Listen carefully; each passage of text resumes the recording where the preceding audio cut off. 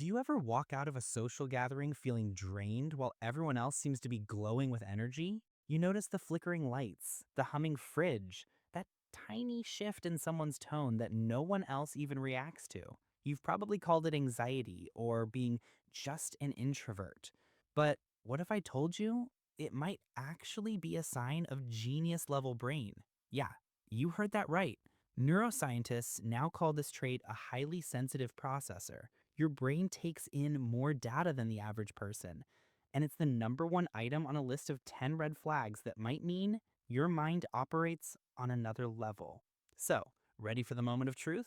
Let's run through the list and see how many sound a little too familiar. Red flag number one, you hear the hum of the world. You're not imagining it. You do pick up background noises, subtle lighting shifts, the emotional temperature of a room. A 2023 study calls it sensory processing sensitivity. It's not a flaw. It's like having a 4K brain in a 480p world. Sure, it can be exhausting, but it also means you experience life in richer, sharper color. Red flag number two, your brain has a search function, not just a file cabinet.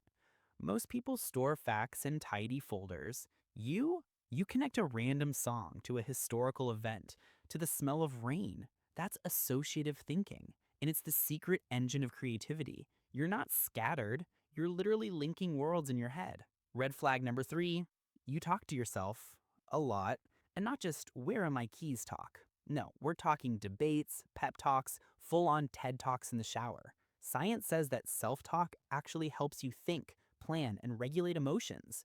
So go ahead, argue with yourself. You're not crazy, you're conducting a meeting with your best strategist. Red flag number four, you feel deep sadness about problems you can't fix. You don't just care, you ache. Whether it's world hunger or a coworker stress, you feel it all. Philosophers call this cosmic grief, the pain of seeing how big the world's problems are and wishing you could shoulder them all. That's not weakness. That's empathy turned up to genius level. Red flag number five, you're chronically bored by small talk. Let's be honest. When someone says, crazy weather, huh? You die a little inside. Your brain craves depth, meaning, substance. You're not rude. You're just built for mental marathons, not 5-second sprints. Red flag number six, you have a mental board of directors. Ever face a decision and think, what would Sherlock Holmes do in this mess? Or how would Cleopatra handle this? That's advanced mental modeling. You're running simulations in your head using history's greatest minds. Who needs ChatGPT when you've got Einstein and Yoda on speed dial? Red flag number seven, you experience vuja de. Forget deja vu. Vuja de is when something familiar suddenly feels brand new and you see it differently. It's that spark when you look at a boring meeting and think, wait, why do we even do it this way? That's not daydreaming. That's the birth of innovation. Red flag number eight, your procrastination is actually incubation. Everyone thinks you're putting things off, but while you're scrolling, walking, or staring into space, your subconscious is connecting dots.